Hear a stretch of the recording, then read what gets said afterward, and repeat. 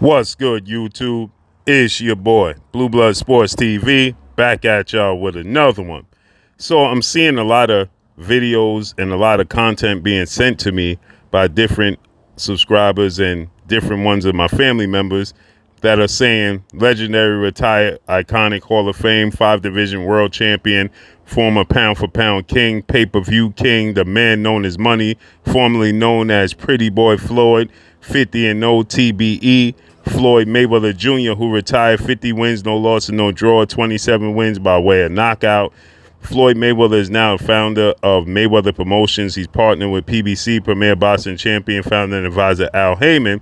And I'm seeing that many people are now starting to say that Floyd Mayweather responds to this highly anticipated, undisputed, undefeated welterweight mega showdown, the most clamoring fight in the last 43 years between undefeated, unified, 3-belt WBA, WBC, IBF welterweight world champion superstar boxer, who is widely considered by many to be top 2, if not the number 1, definitely top 5 pound for pound best fighters in the world, and Errol the Truth Spence Jr., who holds a record of 28 wins, no loss and no draw, 22 big wins by way of knockout. He is 33 years of age, 5'9", with a 72-inch arm reach as he takes on undefeated 3-division world champion, former junior welterweight undisputed world champion, currently the reigning WBO, World Boxing Organization, welterweight world champion, who is widely considered by many to be the number 1 best pound for pound fighter in the world, in Terence Crawford. Terence Crawford has a record of 39 wins, no losses, no draws, 30 big wins by way of knockout. He is 35 years of age, 5'8", with a 74-inch arm reach. They are set to do business and battle July 29th, Las Vegas, Nevada, T-Mobile Arena. With that said, this is the biggest fight that we had in the sport of boxing, the most anticipated, the most competitive fight we've had in the sport of boxing since September 16th, 1981, when we had a mega undisputed welterweight showdown, but it was a 2-belt era, the WBC, WBA major sanction belts, between Sugar Ray Leonard and Thomas the Hitman Hearns. That fight actually took place on a Tuesday, believe it or not. It took place during the week, and it was the mega massive showdown, okay? And with that said, this represents that fight, okay? The fight between Floyd Mayweather and Manny Pacquiao was the most lucrative, the biggest fight, the most anticipated fight in boxing history. But the fight between Sugar Ray Leonard and Thomas the Hitman Hearns, that fight was the most competitive fight. And I continue to explain this time and time again. The reason that Tommy Hearns versus Sugar Ray Leonard gets the comparisons to Errol, Spence, and Terence Crawford, opposed to the fight with Manny Pacquiao and Floyd Mayweather, which turned out to be 4.6 million pay-per-view sold. It did over $500 million in revenue. It's the most lucrative, grossing revenue fight, most anticipated, the biggest popular fight in boxing history, okay? No doubt about it. But the competitive nature of the fight was overdrawn because he was simply the man that was pegged to be the man to beat, that being Manny Pacquiao, to beat Floyd Mayweather. But keep in mind, he was already knocked out 3 times, was outboxed multiple times, and had draws on his record, and had 4 legendary fights with Juan Manuel Marquez, 4-division Mexican superstar, Hall of Fame, iconic boxer. So with that said, when you have a blueprint out there, like he had a blueprint, okay, on Manny Pacquiao, and Floyd Mayweather has the blueprint, well, he has the cheat code, and you're not going to beat Floyd Mayweather. So competitive-wise, he was just pegged, that being Manny Pacquiao, as the man to beat Floyd Mayweather. Okay, he was a southpaw. People said Floyd Mayweather struggled with southpaws. He had fast hands, fast feet. He could keep up with Floyd Mayweather's athletic ability. He had power. He had awkwardness that could break the defense, the May Vinci code, right? And I knew that wasn't going to be the case because Floyd Mayweather already had a blueprint on Manny Pacquiao, okay? So with that said, you know, competitive-wise, I always knew, and majority of the world knew, that Floyd Mayweather was going to beat Manny Pacquiao. It's just that people wanted to see Manny Pacquiao lose.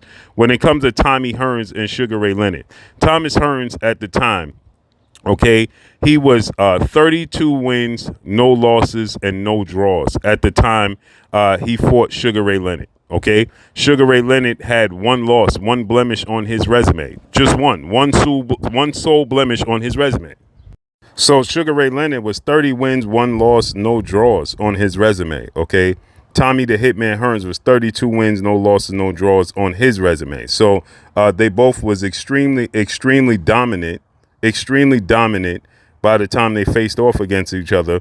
And the one loss that Sugar Ray Leonard had on his resume was to Roberto Hands of Stone, the legend, a Hall of Famer, icon, okay, where he lost a split decision to Roberto Duran, but he came back. Okay, well, he lost a unanimous decision to Roberto Duran in June of 1980. But in November of 1980, he came back and he had the famous stoppage victory over Roberto Duran, the no mas, in the 8th round. He made Roberto Duran quit in the 8th round. Okay, then he had 2 knockouts over Larry Bonds and Akub Akulu. He stopped Bonds in the 10th and Kulub in the 9th, and then he stopped Tommy Hearns in the 14th round. But they were both dominant forces at that point in time in their careers. Okay, and so many people, obviously, I see a lot of videos, a lot of old videos, a lot of things surfacing that Floyd Mayweather gave his thoughts on this fight.